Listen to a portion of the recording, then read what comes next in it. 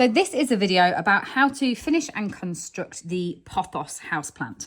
So what you've got when you've made all the parts is you will have 5 small leaves, and these are these lovely heart-shaped leaves like this. You'll have 5 small ones which will be going onto your top vine, 3, 4, 5. Then you'll have for each of the 2 arms effectively, so the vines that go on the side, you'll have a large, a medium and a small heart shape as well. Now sew in all of your ends and then snip off the ends, and that's going to give you a much neater finish before we start. So first, taking the legs, and I've put a little bit of stuffing in the bottom of the legs. And all I'm going to do is gather the stitches on the bottom and fasten that off. Then with the top of the leg, I'm going to fold it flat and sew the top closed.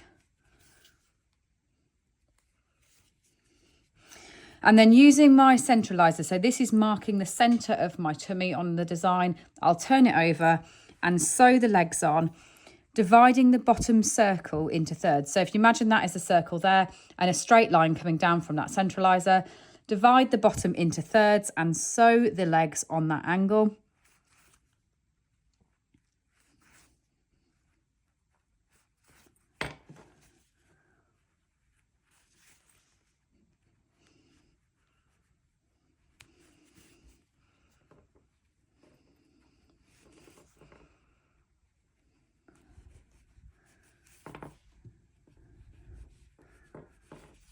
And the same for the second leg.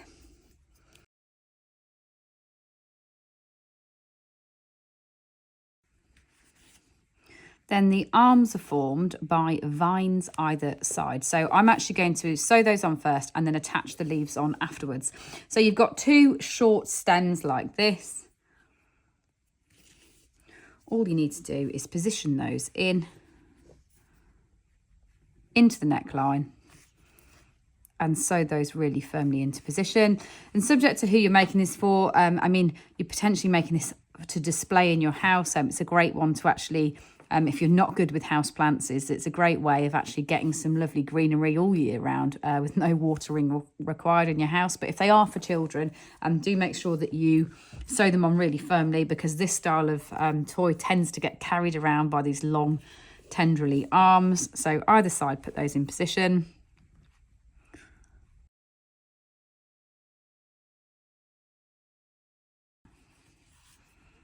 Like that. And then the long one comes from the top of the head.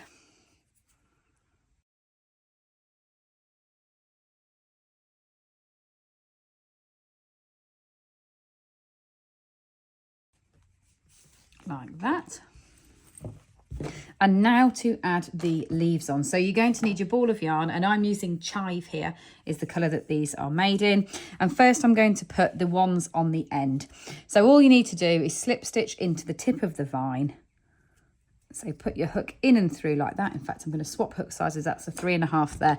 Use the hook size that you used to crochet it with. So mine's a 3 because I've been working in double knit. And then chain 5. And then attach it to the center of the heart. So put your hook through the dip in the center of the heart like that. And then just slip stitch back along that chain. So you can either go into the back or the front. It doesn't really matter. 1, 2, 3,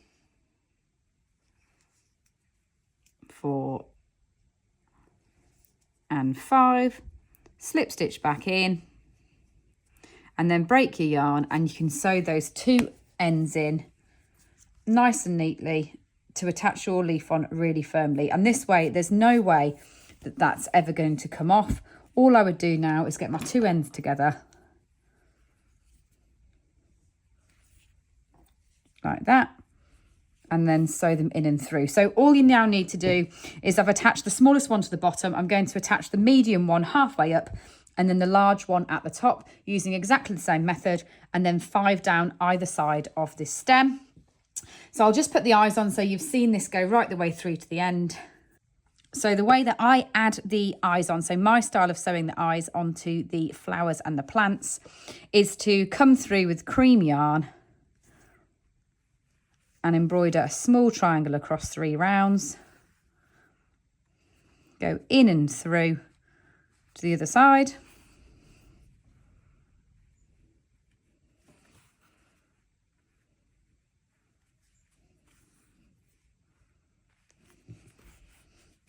Like that. Then with your black,